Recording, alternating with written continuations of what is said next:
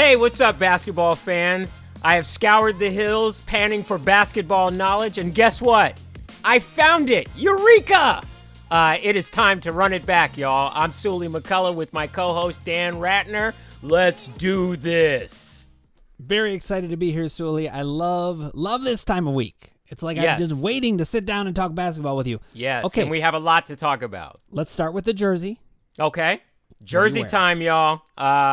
I debated over one jersey, but I wore that a version of that jersey before when Alonzo Bowden was a guest. So I said, I'm going to leave that alone. I decided to go throwback this week. I went with the 1982-83 Dr. Julius Erving, Dr. J 6 jersey. The Sixers. Yeah, this is an OG jersey because I think Dr. J will play a factor in this week's episode of Run It Back. Pretty cool that the best Sixer of all time wore number 6. Yes. I think that's cool. Yes. Now, just very briefly, I never want to have my shirt even come close to upstaging yours because it doesn't. But will be of interest to you. This is a Cavs shirt. Okay. Let me show you what I'm wearing. You're staying in the Cavs lane. Oh, wow. Okay. See, so you were right there. You were right there. I love this. See, the jersey thought I was going to say LeBron. T-shirt. No. The jersey and the T-shirt play very much into what we're going to talk about this week. This is what we call, in movie talk, a foreshadow. Well said, and that's absolutely true. So we're not even going to tell you what it's all about. We're going to get into it. No. Let's get right to the prime cuts, the meat of everything. It's time. Prime cuts is meaty. It's meaty. Especially this time of year for basketball, the NBA playoff picture, it's starting to come into focus. And yes. Now, we've got the play-in games the play-in series these times. So it's a little different. Some teams have clinched. Yes. Injury's still a factor. Yes. But it is go time. It is very much go time. There are no easy games coming up. The playoff standings are fairly set. I think there's going to be a little bit of fluctuation, but I took it upon myself just to look at some of the games that some of these teams have, and nobody has an easy road to the end of the season. No, I mean, I've never seen so many good teams in the NBA. I don't know, like, it's just gotten better and better. This is an all-time, we're in the golden age of competitive basketball, because even down on those teams that are in the bubble, they're still interesting, exciting teams that you want to see what they're doing, and can they eke their way into this playoff tournament. I think this playoff tournament is going to add a really compelling angle to what is already compelling. You know what else? I think that the history of basketball has a role to play here, because when things happen, like, remember when the Pistons won with Ben Wallace and all them, the no Yes, no-fly I do zone? remember that. I do remember that well. That was one of the best championships because it not only was a surprise what happened. Well, listen, you're a Lakers fan, so you would remember that. I did remember that. I'm also a big Gary Payton fan, so I was rooting for Gary Payton. It was very weird. This might be a divergent topic, but I didn't like Karl Malone at all. Borderline hated Karl Malone, respected him, but hated him, but I really liked Gary Payton, so I was torn. So I was rooting for the Lakers as a whole because I wanted Gary Payton to shine, and then I secretly despised Karl Malone. That's what we call in psychology cognitive dissonance. You were yes. all over the place there. Yes. Okay, but see, when the Pistons won that championship, it makes me look at the list of the standings here, and I'm like, there's so many of these teams that could win the championship and shock the world. Yes. So let's talk. Let's just break down. Let's start with the West. Okay. We've rambled on too much. Let's just get at it. The Jazz are still up top the West standings. It looks like they're going to stay there, but they are getting a lot of heat from the Phoenix Suns. And like I said, I looked at some of these matchups and breakdowns, upcoming games. The Jazz have no easy road. They play the Suns. Then they have the Raptors, the Spurs, the Nuggets, and the Rockets after that. So, I mean, there are a couple of easy games in there, but they're probably going to stay in the 1 or 2 spot, barring injury or something catastrophic. So they're pretty fixed right there. In fact, I would say the first 4 teams in the West are pretty locked. I think when you get to number 5, the Lakers, that's an interesting dynamic right there. It very much is. What's the latest on LeBron? Well, LeBron, they say, is about a week away. He tweeted out something. He put it on his IG, his social media. LeBron running on the court. He was running in black and white. Some say in slow motion. Kind of that old man run just to get it started. Remember the start of the $6 Million Man when he would run at the beginning? Yes. So LeBron is just letting people know the king is about to return. Yep. Now the Mavericks trying to hang on in that sixth slot to stay out of the play-in tournament. We also talked about this. Luka is not a fan of the play-in tournament. He's expressed not liking it at all. So he really wants to stay in that spot. And I'm glad that you brought that up. I also looked up the upcoming games on that team. The Mavericks have the Wizards, the Kings, the Heat, the Nets, and the Celtics. That's not an easy schedule. Not an easy schedule at all. So we'll see if they're able to stay outside of the play-in tournament. Right on their heels is the Portland Trailblazers. And I don't know about you, but that's a team that I have earmarked, asterisked, and starred that you do not want to see them in the playoff tournament. If I had to pick one team, who do you want to avoid? It is the Portland Trailblazers. I think that's a great call. I mean, first of all, they have Dame Lillard. Yes, and it's always Dame time. It's always Dame time. Always Dame time. I mean, any given game, you could easily get smoked by Dame Lillard. Exactly. Not only that, though, but CJ McCollum's back. The interesting thing about the Trailblazers that nobody's talking about is that they've had 3 different seasons, really.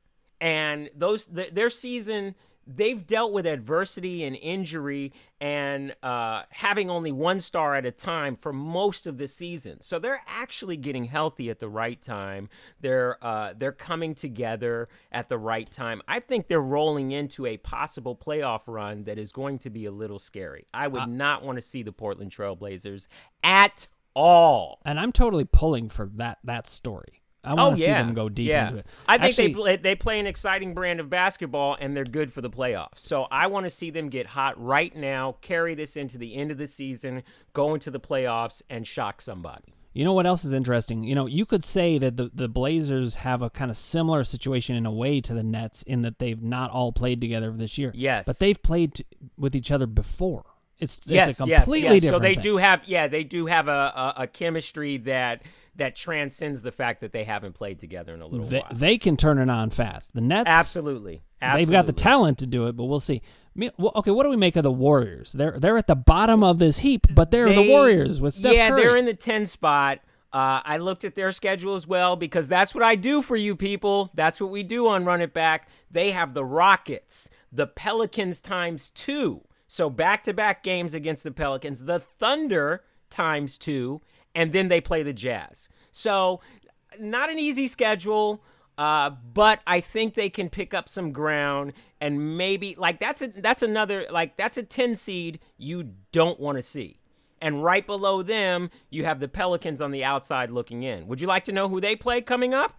Yes, we would. Because I'm on a roll. I'm going to speak for the fans. Yes. Well, they play the Timberwolves, Warriors times 2, 76ers, Hornets, and Grizzlies. So the Pelicans have a very tough schedule, and they've dropped a number of games that I feel like they should have won. So as great as Zion's playing, I don't think it's going to happen for them. I don't think they're going to get into that 10 spot. I agree. And meanwhile, you've got the Grizzlies and the Spurs. I mean, a Popovich-led team. You just don't want to mess with some of these teams. That bottom rung, that play-in tournament is a tournament in and of itself. And look, let's go to the East. The East. Let's go to the East. It's not far off from that either. Yeah, no, it's super difficult in the East. Here's the laydown in the East. You've got the Nets on top. KD is back. He's playing out of his mind. If you haven't figured it out, he's really good at basketball. We still have no James Harden. My man Sherbert. Rainbow is still Sherbert. not with us. Okay, just making sure we're on the same page here. He is forever going to be Rainbow Sherbert. So you've got the Nets. You've got the 76ers, who are playing really well right now.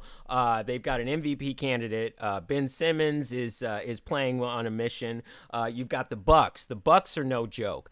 Giannis went out with a recent injury, but I don't think that's going to be lingering long term. It's just a little bit of turbulence right now on what is a very nice plane, and they're going to be fine.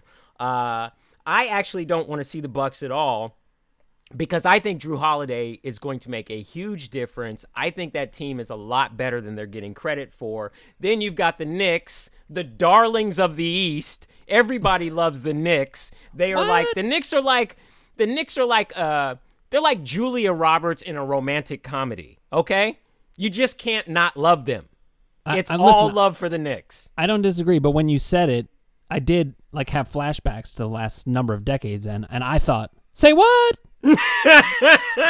Let's not get ahead of ourselves. All right, we won't get ahead I do like that you did say that for the first time. And then we've got, behind the Knicks, we've got the Hawks. The Hawks have been riddled with injury. Trae Young was on a tear earlier this year. I thought he should have been an all-star. He's not shooting as much. I think the Hawks are going to lose a few games and maybe slip. Right below them, you've got the Celtics, and the Celtics are that schizophrenic team that you don't know if they're going to show up or if they're going to get blown out by 15 or 20. We've talked about the Celtics quite a bit. We're disappointed in the Celtics. We'll see if they can turn it around. Just below the Celtics, you've got the Heat, and the Heat are my asterisk star. I don't want to see them in the first round team. They are that team. If I had to pick, actually, I have two teams in the East that I want no parts of. The Heat are that team that is my sleeper pick that people may not be talking about. Because I do my homework, my due diligence, let me tell you this. The Heat have the Hornets, they have the Mavericks, they have the Timberwolves, and they have the Celtics ×2 in their upcoming games. Not an easy schedule, but we will see what that team is made of. I will not count Jimmy Butler out.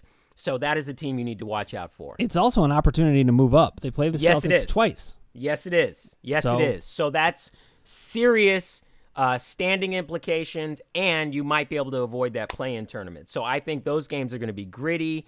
It is going to be a war right before the playoffs start. I'm looking forward to that. Just below them, the Hornets. Hornets are playing well, and they could get my man LaMelo Ball back, which would be incredible. I'd love to see him come back and do some damage because Anthony Edwards is giving him a run for MVP. Right below them are the Pacers. Pacers are, Malcolm Brogdon just got hurt. They're good. I'm not really counting on them to do much of anything. In fact, if I were the Pacers or Pacer fans, no disrespect, I would be shaking in my boots had I had on a pair of boots. It's the only way to do it. Right below them are the Washington Wizards. And the Washington Wizards are also my starred asterisk team. I don't want to mess with these fools. Russell Westbrook gets triple-doubles in his sleep. And Bradley Beal has just passed Steph Curry in the scoring race. So you do not want to see the Wizards. If you're curious about who they have coming up, they play your team, the Cavs. Maybe hence the shirt. They play the Mavericks. They play the Pacers. They play the Bucks. And that's their upcoming schedule. So they do have some work cut out for them, but I'm not going to bet against the Wizards right now. And the Bulls are on the outside looking in with no Zach LaVine, so they're probably not going to get into the play-in tournament.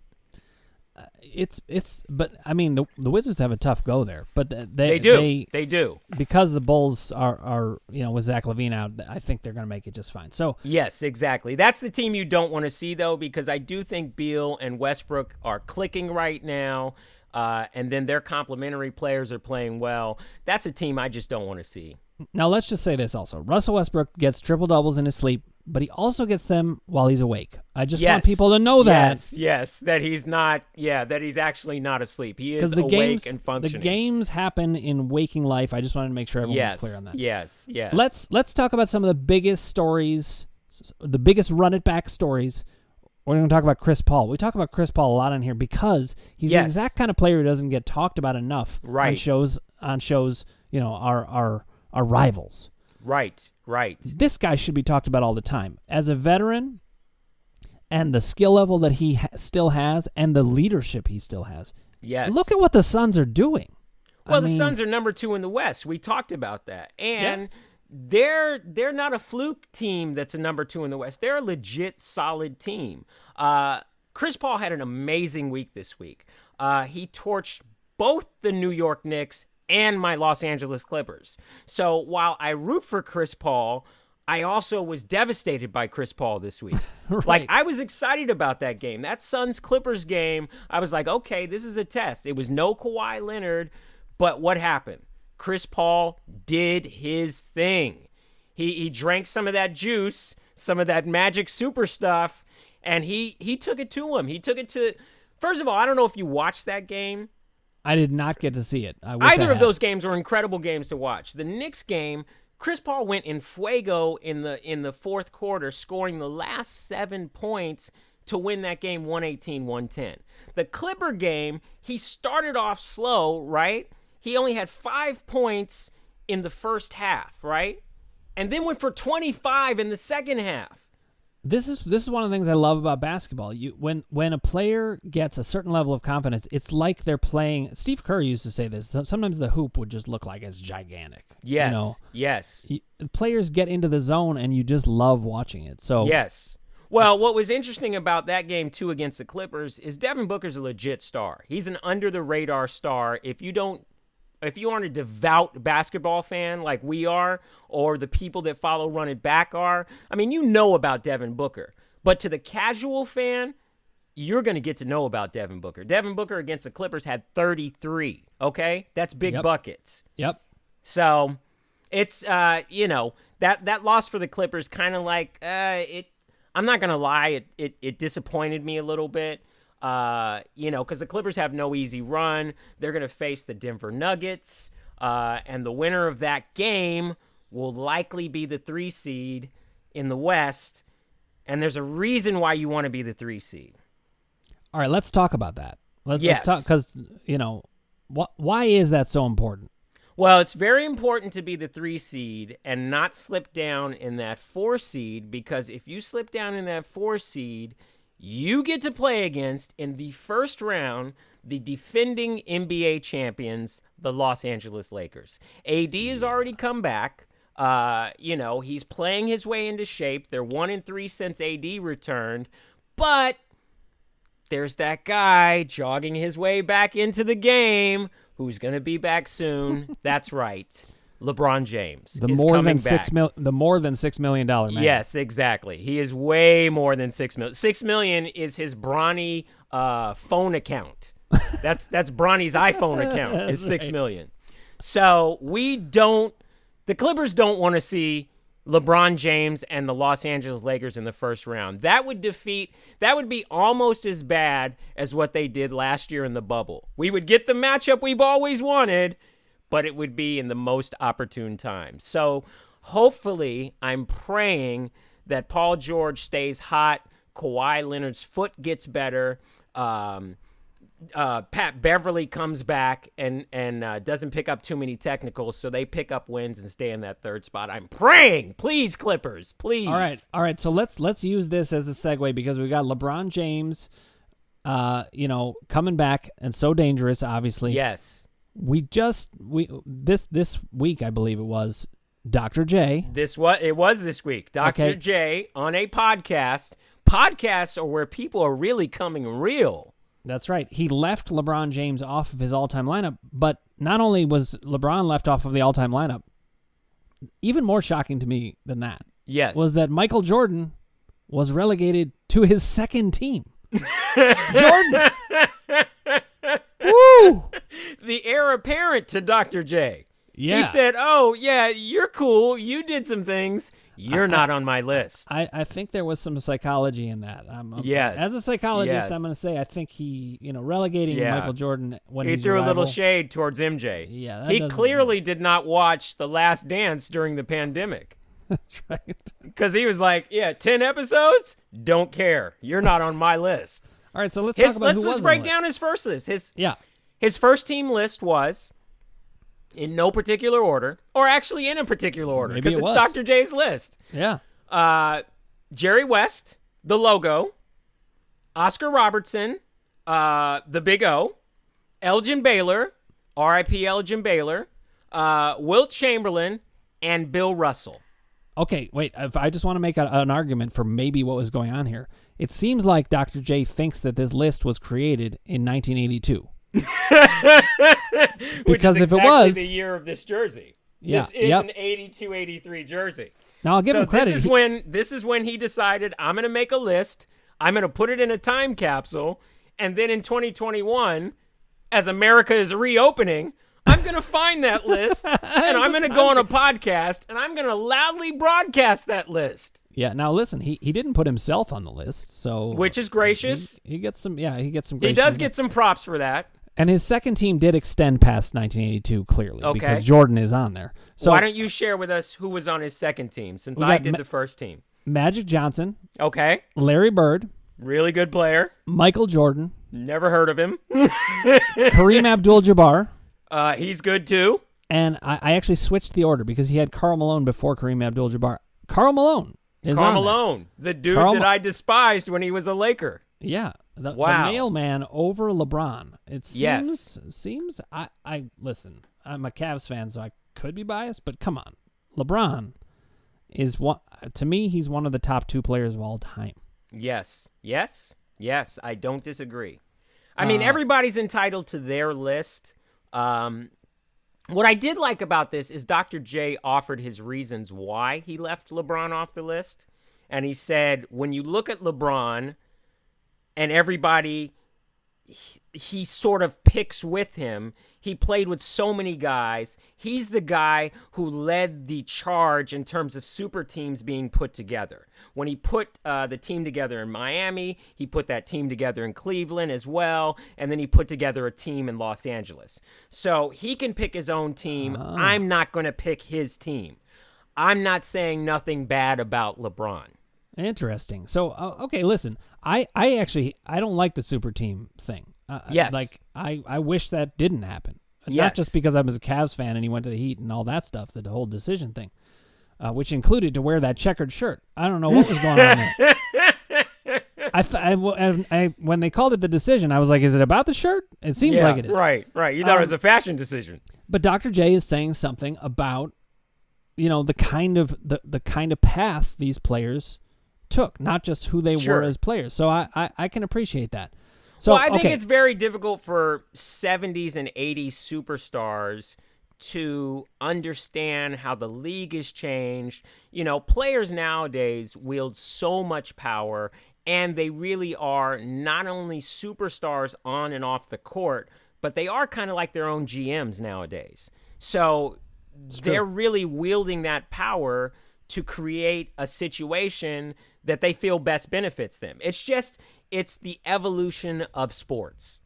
We need a second meal. The Prime Cuts has got so much in it. So listen, we're bursting at the seams. I'm gonna transition us out, but I am gonna say happy birthday to George Gervin.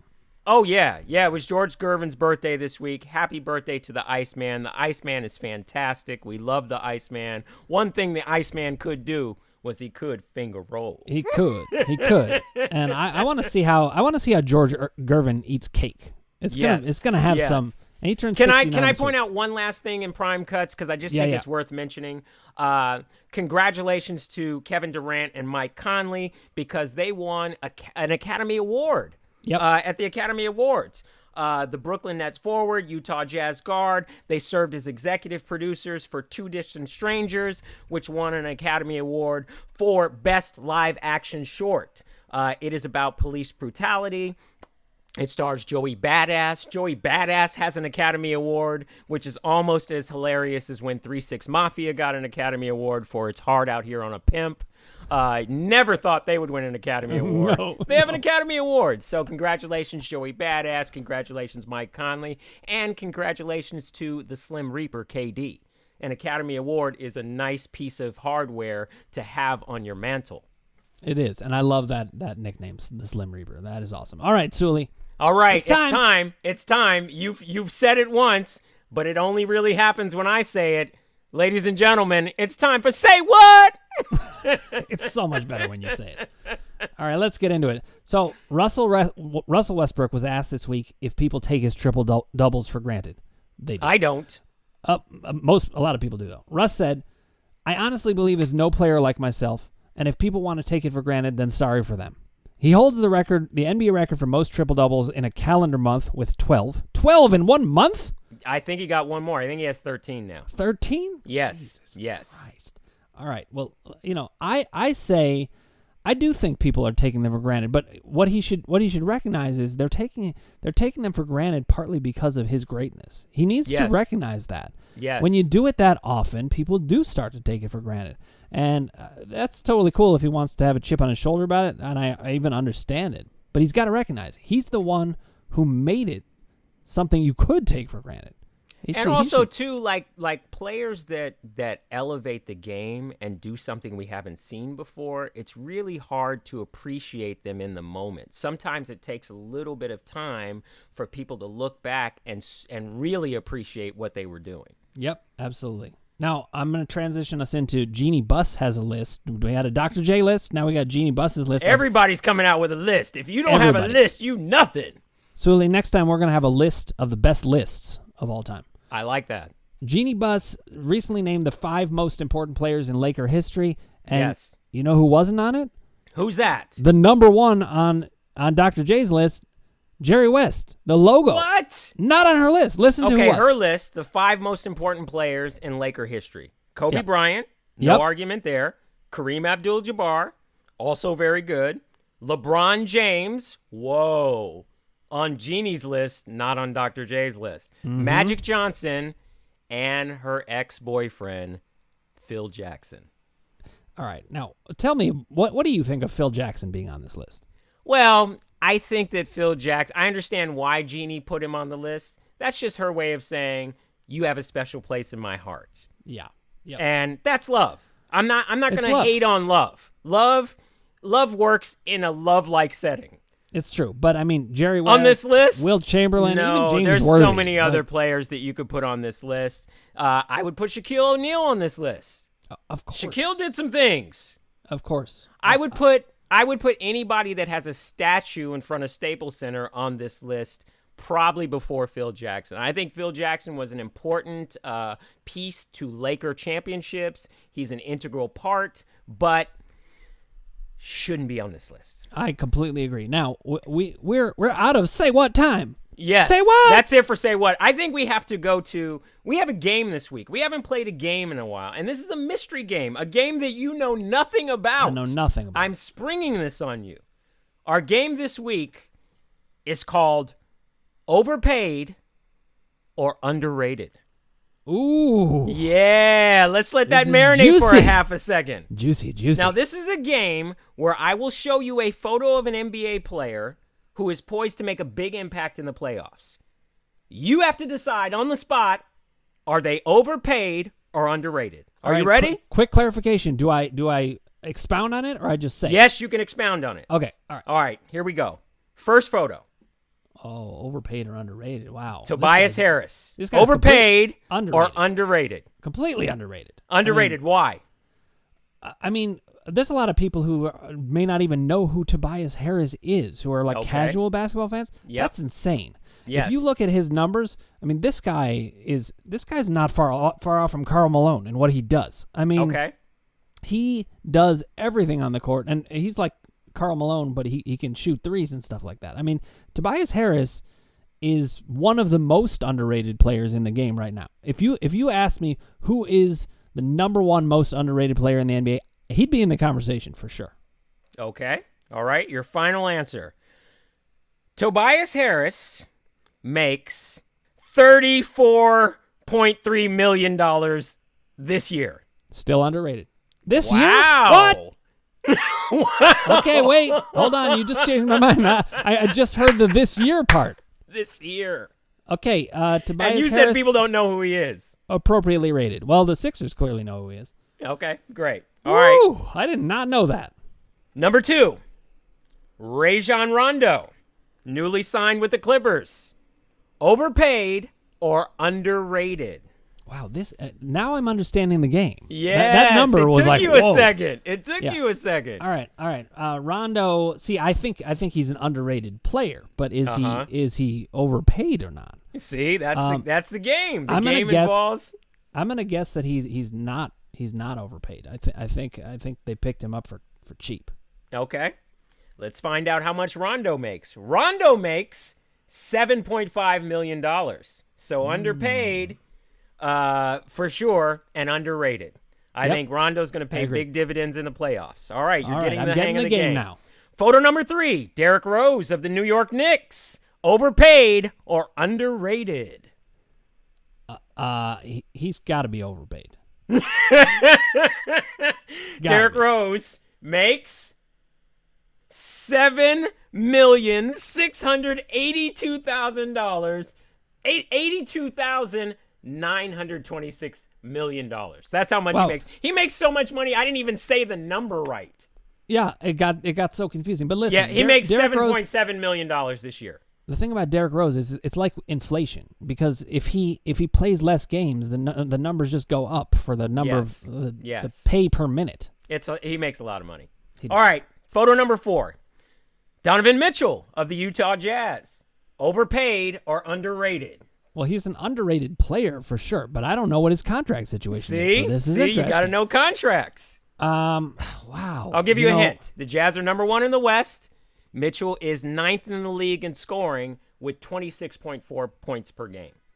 Currently injured, but he'll be back soon. I still think they're not paying him enough. That's my guess. Okay. Donovan Mitchell makes $5.1 million. Totally underpaid. And totally underrated. I think I did well with the game once. Once you showed me the Tobias Harris number, I was like, oh, that's what it is. All right, here's a little tougher one. All right. Andre Iguodala of the Miami Heat. Oh, yeah. Overpaid or underrated? Wow. Let's just say I will remember you for the block. Ha-ha! I had to say it. He is this guy is underpaid. Underpaid. Yep. Andre Iguodala makes $15 million. That's not underpaid. Yes. You see what the game is. All right. We're going to get out of this game. I like this game. We may see this game again during the playoffs. Yep. Christoph Porzingis of the Dallas Mavericks. Overpaid or underrated? He's going to be overpaid. I mean, that guy's got a huge contract. Yes, he does. Christoph Porzingis makes $29.4 million. But listen, I mean, he is a unicorn. So he is a unicorn. I mean, and he's a well-paid unicorn. That's right. Wow. All right, we're going to revisit this game. I like this game too. Yep. That was overpaid, underrated. All right, let's do dunk of the week. The dunk of the week is fantastic. This is another surprise. You haven't seen this. This dunk can only be summed up as Rudy Hachimura does some things. Take a look. Check this out. This is nasty. No! At first I thought you were going to show me somebody dunking from half court. And then I was like, that's the dunk of the week. Yeah, no, that's Rudy Hachimura dunking on AD. Welcome back, AD. AD doing his my nose from the Brady Bunch. My nose. Yeah. Marsha. Yeah. Yes. That's nice. The speed of the game. When you're just getting back to playing into game shape, you got to watch out because these young guys are coming for her. That was a little bit of posterizing. Yes, that was massive posterizing. All right, we're moving on. Who's hot or speed who's not? round. Who's hot or who's not? We've got a lot of show. All right, let's jump in right on the coaches, and I'm going to start to speed it up. In my Blue Streak kind of way that I do at the beginning of who's hot or who's not. We still got a lot to cover. Okay, yeah, it's like I've taken some kind of cocaine or something like that. All right, here we go. With a win against the San Antonio Spurs, Eric Spoelstra, I don't even say that name right. Eric Spoelstra. Spo. Just say Spo. Spo. When in doubt, hip it up. Became the 6th NBA coach to have won 600 games with one franchise. Pretty awesome, and he did it against Greg Popovich. Popovich is the leader. Right. Most wins with one franchise with 1,308. That is a lot of wins. Yes. Jerry Sloan, 1,127. That he was a class act who stayed with one organization. That was a totally different time. I'm a big fan of Jerry Sloan. Red Auerbach with the Celtics, 795. Yep. Red Holtzman with the New York Knicks, 613. Just making sure that there's enough Reds in this discussion. Yes, exactly. Where's Red from Shawshank Redemption? He should be and then Phil Jackson with the Lakers, 610. Yes, which is probably why he's on Jeannie's list. Yeah, those 610 wins were very impactful. I mean, how many did he win with the Bulls? Enough to get the Lakers gig. I guess so, yeah. Yes. All right, now also, a 2002-2003 LeBron James UD Exquisite rookie card. Upper Deck Exquisite. Yeah. Has sold for a record $5.2 million at auction. You could have had Rajon Rondo. Wow. Yeah. Or Donovan Mitchell, for that matter. Mitchell, basketball card of LeBron James. It went for more than Mitchell. It went for more than Mitchell's salary. That is crazy. It's the highest sale for a hoops card ever. Yes. We know Steph Curry's been going crazy with his three-pointers. He set an NBA record with 85-plus three-pointers in the month of April. That is insane. That is insane. My God. I'll give you another hot. Kevin Porter Jr. explodes for 50 points, 9 threes, a career high, to go along with 11 assists as the Houston Rockets beat the Milwaukee Bucks 143-136. And guess where Kevin Porter came from? Where'd he come from? See?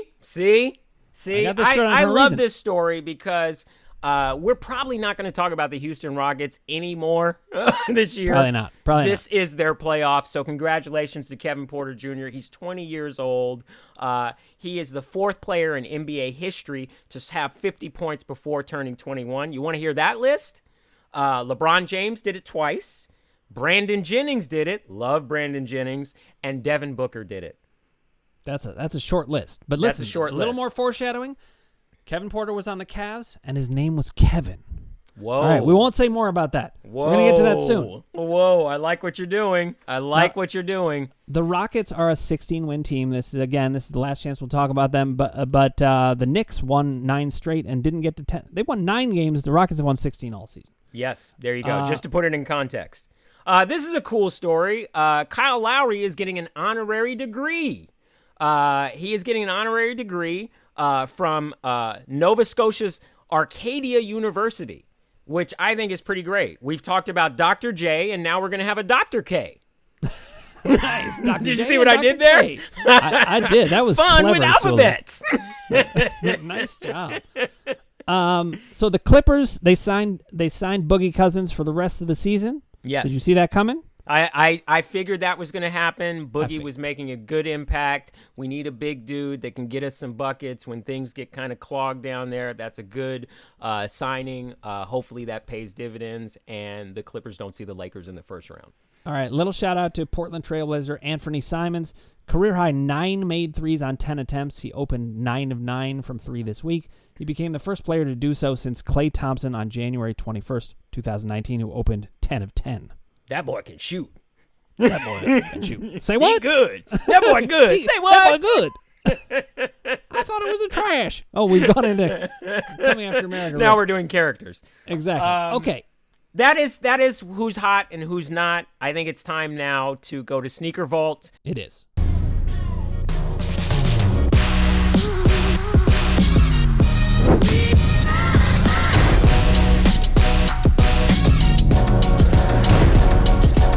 We talked about Chris Paul. I'm giving Chris Paul his 2-week roses. Alonzo Bowden was very pro Chris Paul. So my sneaker of the week pays homage to the number 2 seed in the West, the Phoenix Suns. This is a pair of the Charles Barkley Flight Posit Maxes in the Suns colorway. This is a 2013 shoe, kind of a heavy shoe for a basketball player. I think only Charles Barkley can pull this off. It has that Godzilla influence. Remember, I had that pair of Blazers that also had a Godzilla influence. I think I might have a slight Godzilla complex. What I love about these is it's the Suns colorway, that orange, that purple. They also have glow-in-the-dark bottoms, so in case I want to go to an outdoor run at night, all I have to do is hold these up under a light, and guess what? They glow. And on the bottom of them, they say role model, as in I'm not a role model.